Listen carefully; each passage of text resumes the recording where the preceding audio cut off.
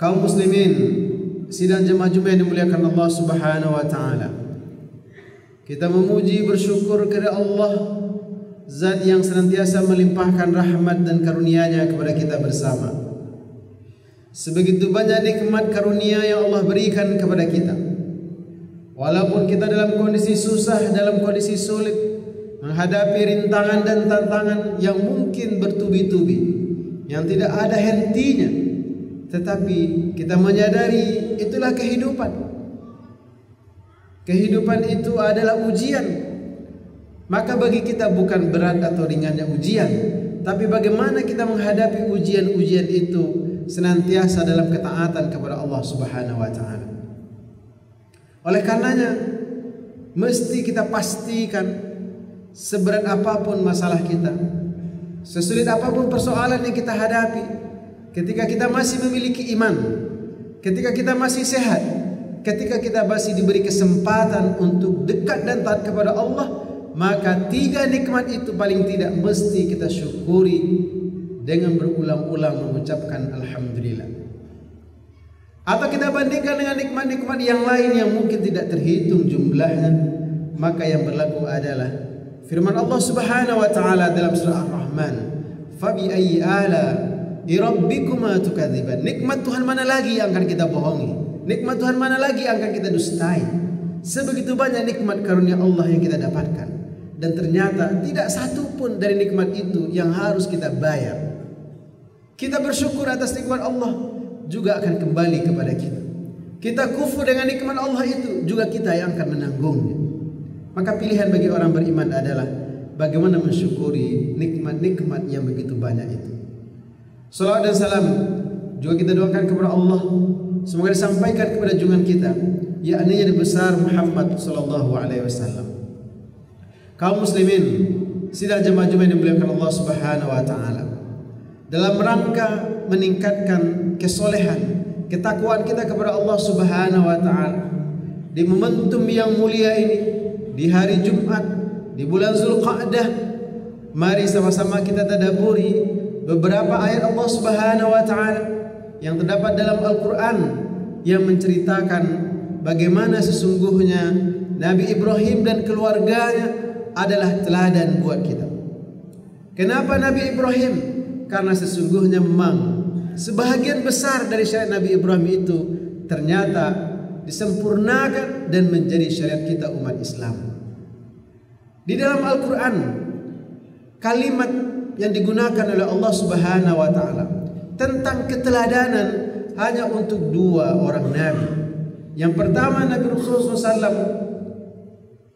Firman Allah Subhanahu wa taala surah Al-Ahzab ayat 21. Laqad kana lakum fi Rasulillahi uswatun hasanah. Sungguh pada diri Rasul itu ada contoh teladan yang baik. Surah Al-Ahzab ayat 21. Selanjutnya yang terdapat dalam surah Al-Mumtahanah ayat kelima, Allah menjelaskan bahwa sungguh telah ada pada Ibrahim alaihissalam dan orang yang bersamanya, qad kana lakum uswatun hasan fi Ibrahim walladzina ma'ahu. Sungguh ada pada Nabi Ibrahim alaihissalam dan orang-orang yang ada di sekitarnya. Siapa mereka? Ada istrinya, ada anaknya. Mereka itu adalah teladan buat kita. Bagaimana kita meneladani Nabi Ibrahim alaihissalam dan keluarganya? Tidak ada pilihan lain kecuali kita membaca sirahnya. Kenapa ada syariat haji? Kenapa ada syariat berkurban? Itu sesungguhnya berawal dari sejarah peradaban Nabi Ibrahim alaihissalam dan keluarganya. Adalah Nabi Ibrahim alaihissalam ketika berhadapan dengan Namrud, raja diktator yang bukan sekedar raja tapi mengaku-ngaku sebagai Tuhan. Dia mengatakan bahwa dialah yang menghidupkan, dialah yang mematikan manusia.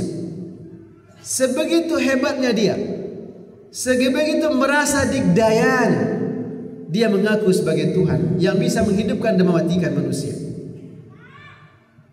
Bagaimana Ibrahim menghadapinya? Nabi Ibrahim menghadapinya bukan dengan melawannya dengan senjata, tidak, tapi melawannya dengan logika akal sehat. Ketika Namrud mengatakan qala ana uhyi wa umit, Ibrahim mengatakan qala fa inna Allaha ya'ti bisyamsi minal masyriq fa'ti biha minal maghrib. Kalau memang engkau adalah orang yang menghidupkan dan mematikan, dan memang buktinya begitu, dia panggil orang yang dihukum, lalu dia suruh algojonya bunuh orang ini, memang mati orang itu. Dia panggil satu lagi, jangan bunuh orang ini, memang betul dia hidup karena tidak dibunuh. Tetapi Ibrahim mengatakan, zahirnya memang anda bisa membunuh atau mematikan orang, zahirnya, tapi sesungguhnya yang menghidupkan dan mematikan adalah Allah. Huwal muhyi huwal mumit. Allah yang menghidupkan, Allah yang mematikan, Allah yang berkuasa. Huwal qadir huwal qahhar. Maka apa? Coba, fa inna Allaha ya'ti bisyamsi minal masyriq fa'ti biha minal maghrib.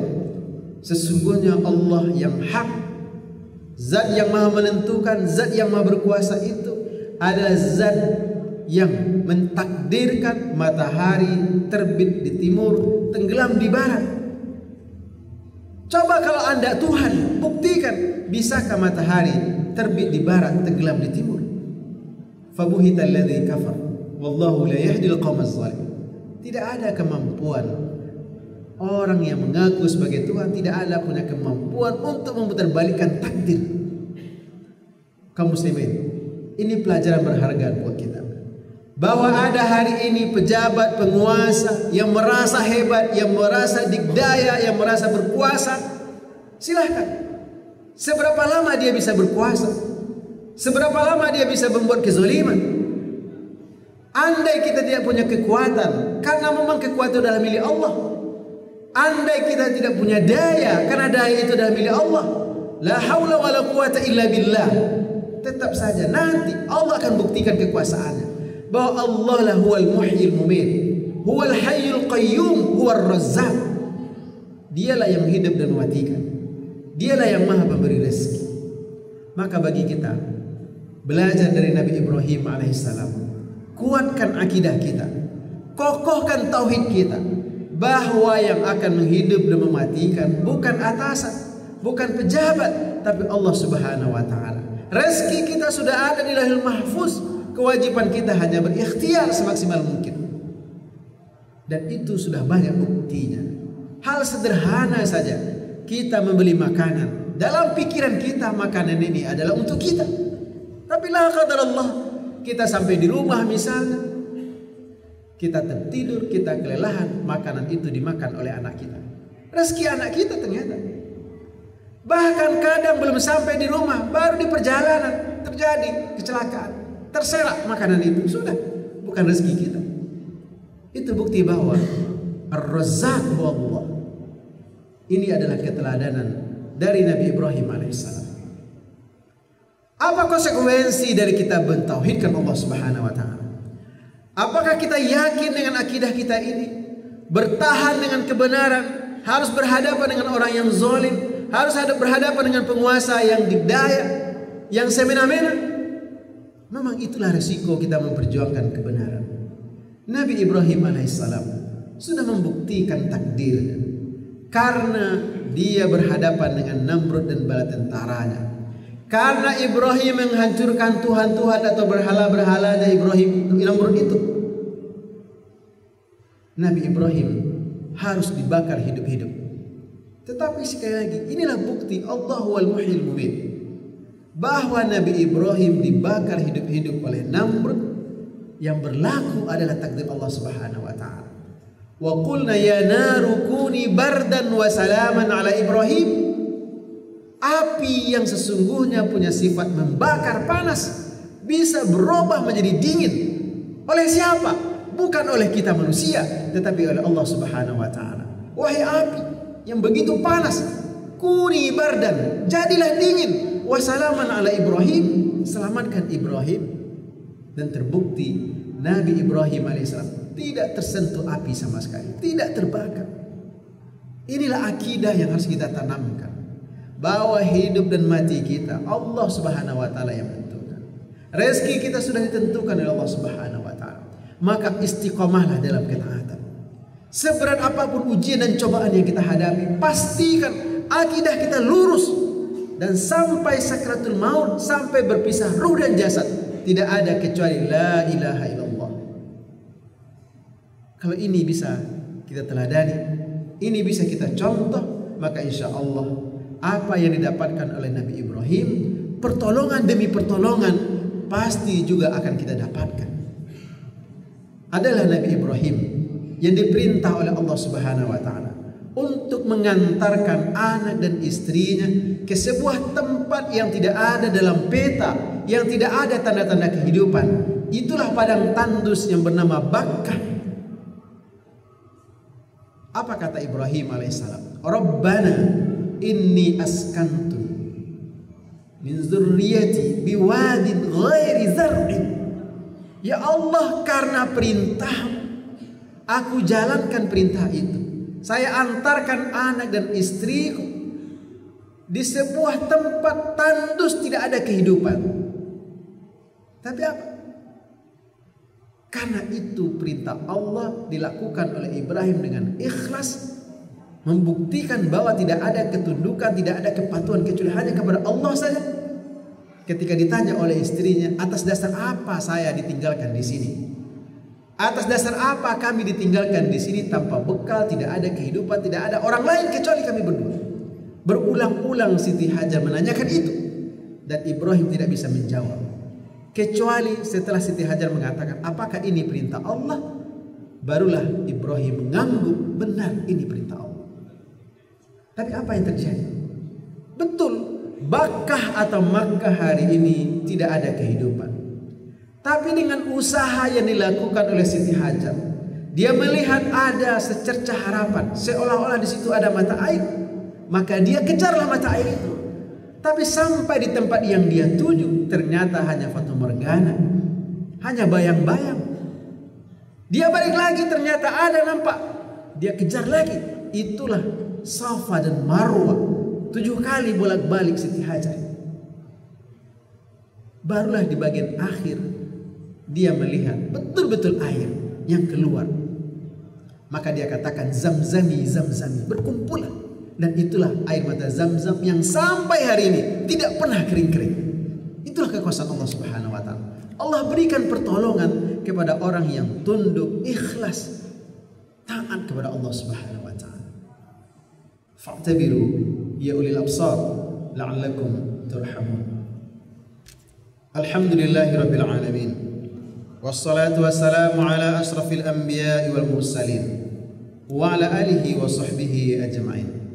Asyhadu an la ilaha illallah wa asyhadu anna Muhammadan abduhu wa rasuluh.